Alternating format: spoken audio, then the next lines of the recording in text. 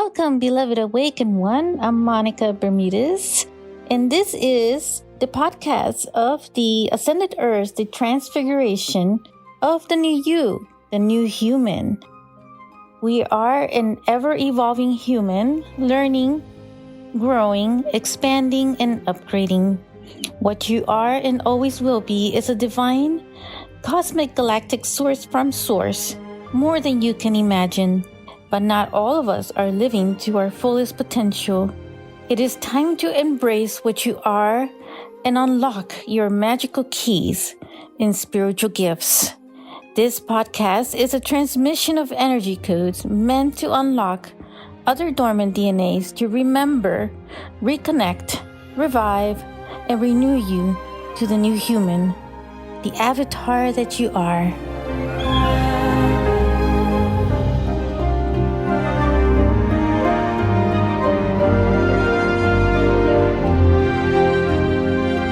This is the transfiguration of the new you.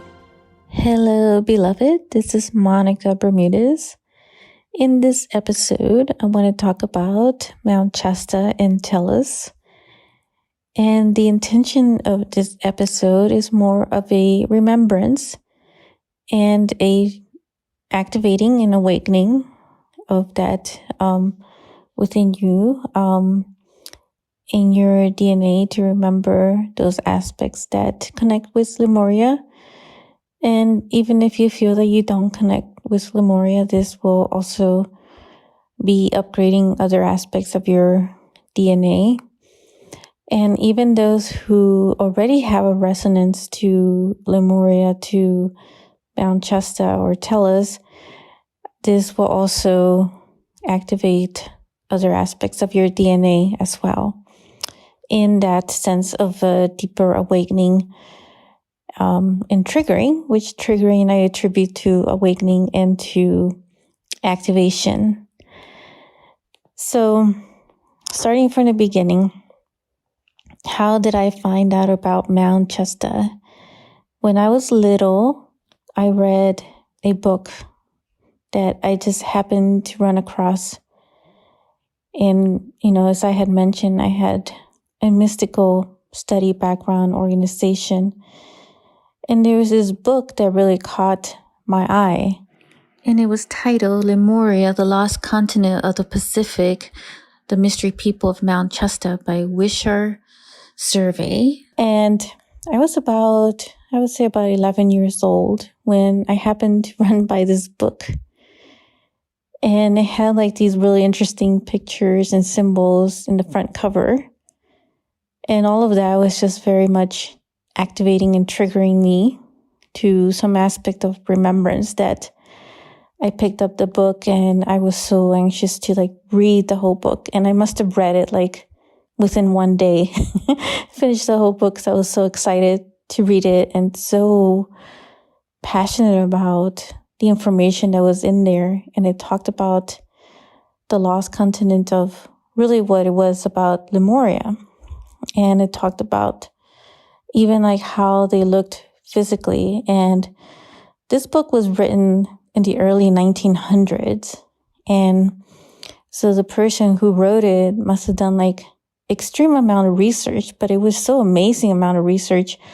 And based on that research and in some aspects, I feel some of it was also channeled. And every word and everything that was being shared in there was so activating for me in a very deep remembrance.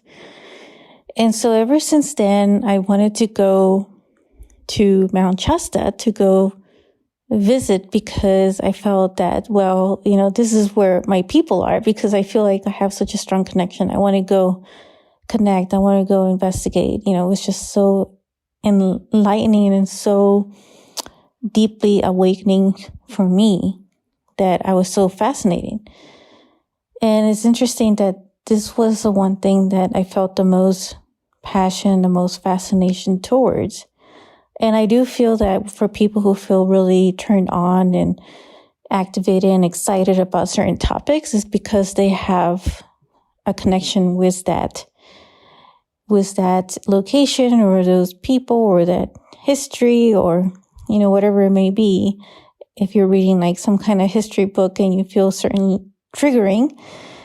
And to me, that's a form of activation of remembrance in some of those past lives, in connection with those people, in connection with those locations, in connection with whatever event may have been happening during that time.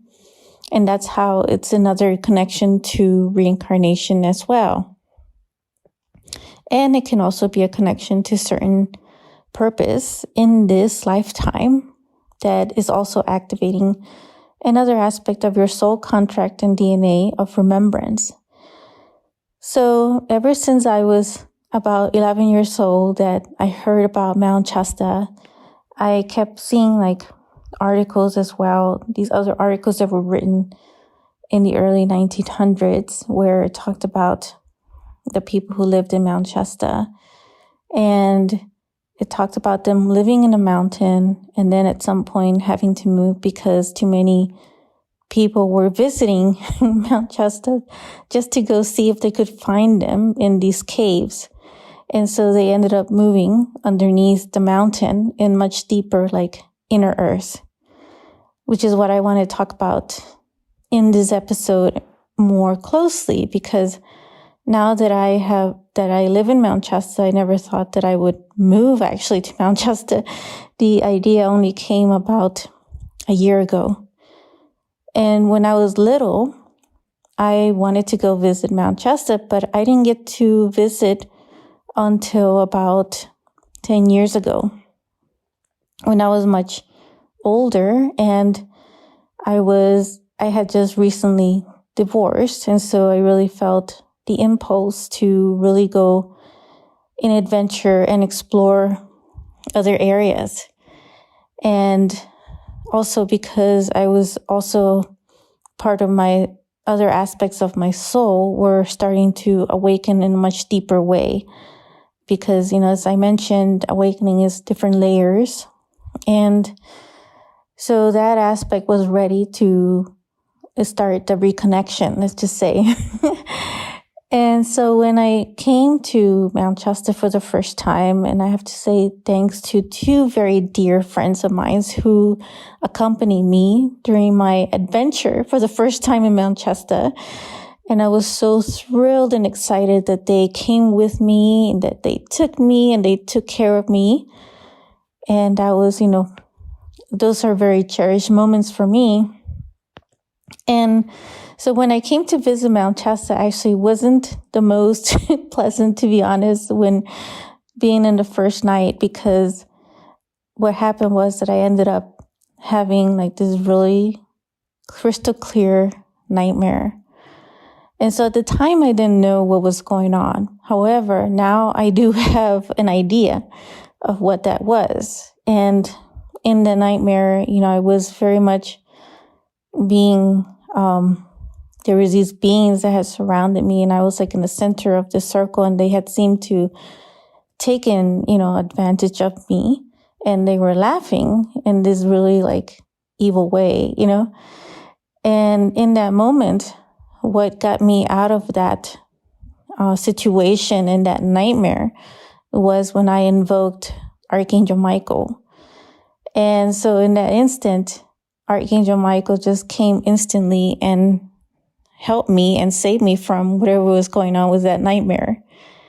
And it was petrifying. And so I never thought, that I would want to live in Mount Shasta. And so, but after that, just one, event of that one evening, everything else was just very magical after that. So knowing now, what really happened was that it was just the form of releasing something from my past life, because in some of my channelings that I have found that I used to live in this northern part of California near Mount Shasta. So I have some very deep connections with a lot of the native tribes, because I was this very significant, powerful shaman leader that they call me the star goddess. And so that aspect of me has been reawakened and reactivated because I channel a lot of these star energies, which are different planets and different galaxies and constellations that just come through me, and it goes through the grid system to assist the earth and humanity. And so it's keeping the balance of all the star energy. And so that is one aspect of me that is in function right now, that has that remembrance in that channeling that came through. And so this is not the first time that I'm living in Northern California, so I'm reconnecting. And so what really happened was, like, after 2 years ago, I felt a lot of my ancestors really starting to be with me every time I would come and visit Mount Shasta. They really started to get stronger. And so they were really activating, but also healing a lot of this generational clearing. So part of me is also connecting with my ancestors, being back in Mount Shasta and having these ancestral roots that I remember from my past lives.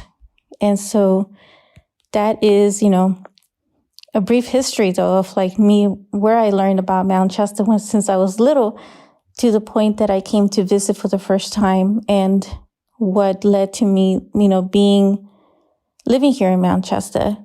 Because the other aspect of being here is to really, because Mount Shasta is considered to be, well, it is actually, because I feel the energies, is a very sacred area. And it is this really beautiful mountain.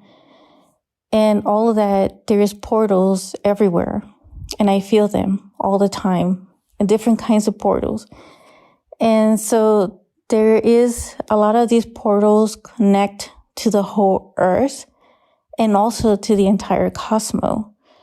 So this is where most of the energy, I would say, is kind of like a hub of energies from the universe that get, funneled through, I guess funnel is a word, that comes through the point within, the mountain of these different portals around the Mount Shasta area. And it goes through the grid system of energies, and it is received by everybody in the world. So this is the point where I could do the most energy work for the entire earth and humanity, as well as the universe. Now, Mount Shasta is also known as a root chakra. And I do feel I resonate with the root chakra of it, because before I even moved to Mount Shasta, I had gone through some serious root chakra upgrade, because my right leg got messed up through exercise. But it's not a coincidence, because it was around my knee and most of my leg. And I feel that it was going through some kind of rerouting and upgrade of that root chakra to prepare myself to move to the area. So it took, some time, from a year, to really manifest it into a physical reality. So my whole physical body was also being upgraded in that way, as well as my chakra system, to reconnect myself to the energies here and the connections that I have, with the land. So aside from the fact that, I also have the connections with the ancestors, I have a very deep connection with Telos. So Telos is the city that is underneath the mountain. And when I get glimpses of it and I see it through my mind's eyes, and I, feel the energy of it, I have explored some of the city, and I see all forms of crystal type pyramids, temples of all kinds, and I see the crystals underneath the surface that are also being activated and reawakened. And I feel all the portals, that connect to the city of Telos. And Telos is highly vibrational, dimensional, highly dimensional, multidimensional beings that are, of highly vibrational frequency. And it's a mixture of them.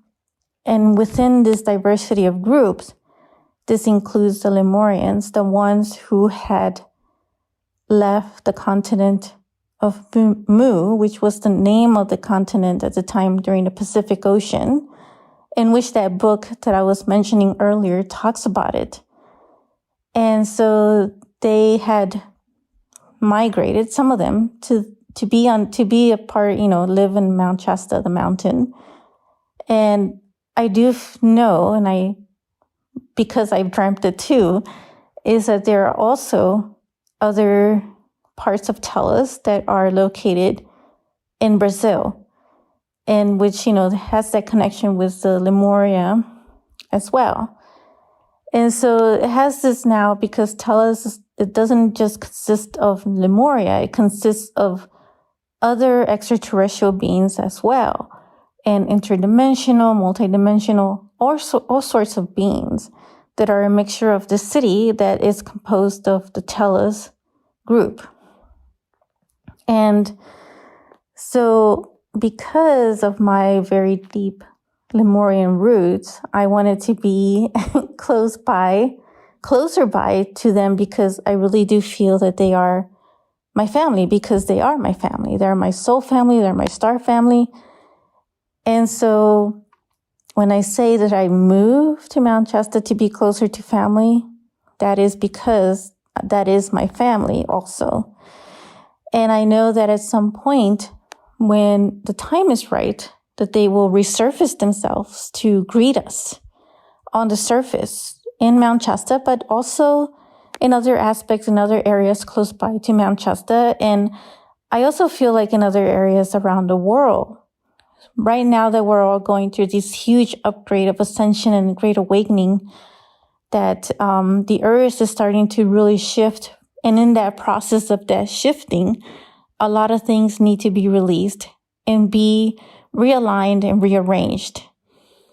And so that is what's happening right now. That is why a lot of things appear to be so chaotic, right? And all over the place. And then once at some point, things will restabilize themselves and it will be increased into this higher frequency of energy. And so I want to I dedicated this episode for that reason, to prepare us to greet those of the Telos who want to come and visit us and resurface themselves once the vibrational frequency is at its appropriate level for them to resurface and appear to us. And I know that time will come soon, maybe about 10 years or so, and maybe sooner. But it just all depends how much of the timeline we can accelerate and how much of our consciousness has expanded with this crystalline type energy, the Christ consciousness, the universal energy of, the cosmic heart within ourselves. And I share this with so much joy with you, and that it may trigger and activate other aspects of your DNA as well as you're listening to this. So that is what I wanted to share about Mount Shasta and Telos for now. I will have more messages about this. This is just the first of many that I feel that I want to share about them, because I have really deep connections with them. And as I also channel and experience more of them and do some more automatic writing with them, I will come back and share some more messages from them as well. I am sending you so much love, and I will connect with you in another episode of my podcast. Bye for now. If you enjoyed this episode, make sure to click like, save, and share with others so they can also experience what you just experienced. And stay tuned for some more high vibe episodes. And I'll be connecting with you in the next quantum field. Sending you so much love.